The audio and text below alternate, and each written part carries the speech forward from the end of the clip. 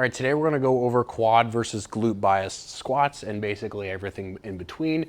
For those of you who maybe think the squat is for hamstrings, for training hamstrings, I would encourage you not to listen to Fit Talk and Fitstagram on that one. So in terms of quad biased squatting, any instance really where we're getting the knee farther away from the center of mass is going to be a case where we're going to have more quad recruitment, right? There's going to be more torque on the knee that we have to overcome. So here I have a couple of different pairs of wedges. If you don't have access to wedges or these Prime Solo wedges, which are fantastic and I would recommend buying them, no, I'm not sponsored. You could just use any sort of plate, although a plate, like a 5-pound, 10-pound plate isn't as ideal as having something that's, more flush to the ball of your foot or, the entirety of your feet, basically.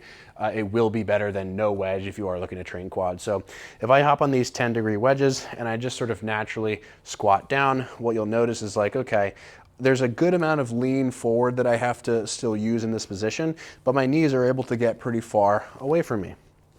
If I step off of the wedges, and to be clear, I also need to maintain some degree of like that mid-foot balance, right? That's how I'm actually going to push through my foot.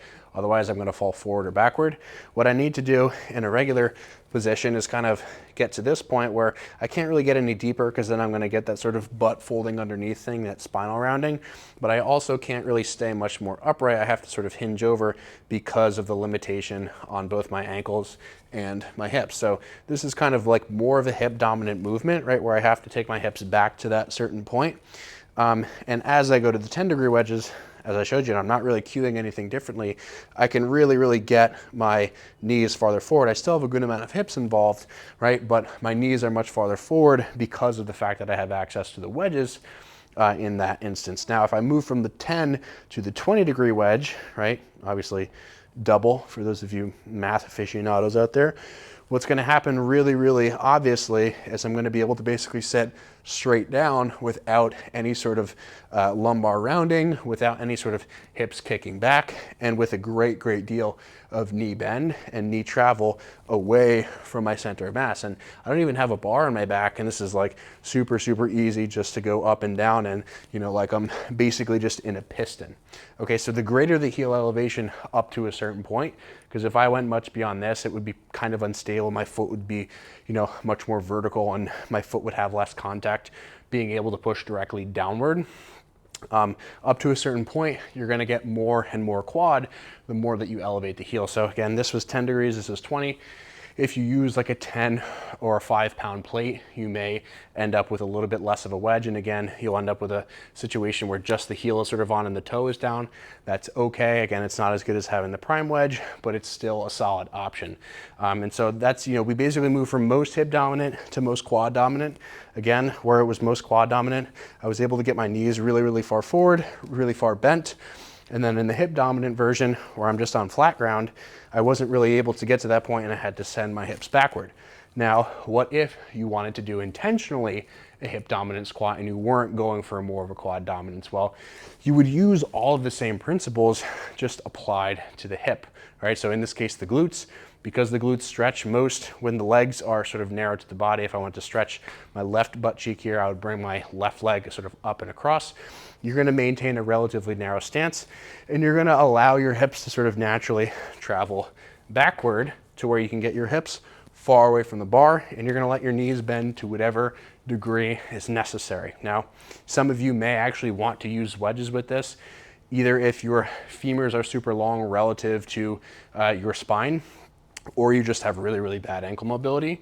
What you can do is use a smaller wedge, 10 degree probably at most for the hip dominant one, and just do the same squat this way, right? So keep in mind, you'll have a good amount of knee bend and a good amount of knee involvement, but because it's a bias, your glutes and to some degree your adductors will be the limiter of the motion. So again, if I wanted to do a hip dominant squat, it might look silly to some of you, right? But you're really going to want to push your hips back and let your knees bend whatever they naturally are going to bend to in that position, to where you would be sort of more in the hips back position, as opposed to, again, that sort of knee forward, knee bent position. So part of it is basically just how much does the joint bend or flex in this case, right? Knee flexion, hip flexion, but a bigger part of it is probably the distance of that joint and really how directly it can act on the load that's smushing you down. All right, so a conversation that's really important across all of these things is like, where is your center of mass?